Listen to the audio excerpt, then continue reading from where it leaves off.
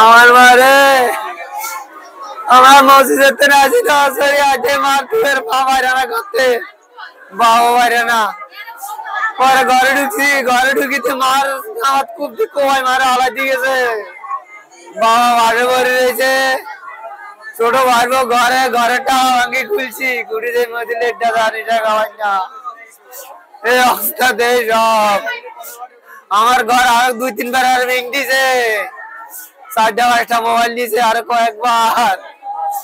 এই অবস্থা করে কিছুদিন আগে উড়াতে জানলা ভাঙি আমরা দূরে আর দইটা মারি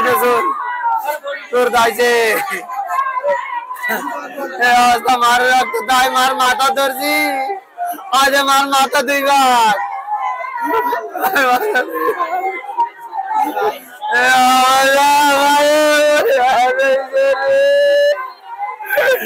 মায়ার কেমনে অগরে জাগাই করে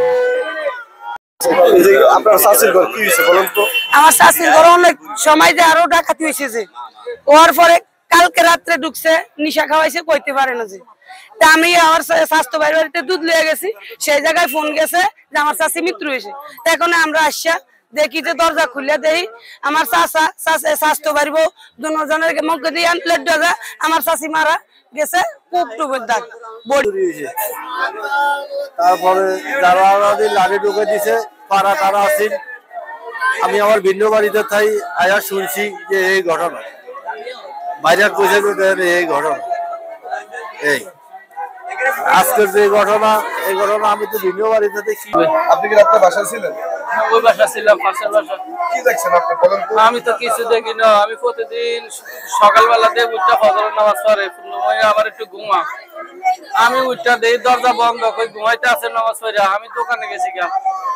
দোকানে তো আর হুনি 7টার দিকে মা ঘর চুরি হয়েছে দৌড়ে আয়া দেখি আমার মা নাই কো ভাইয়া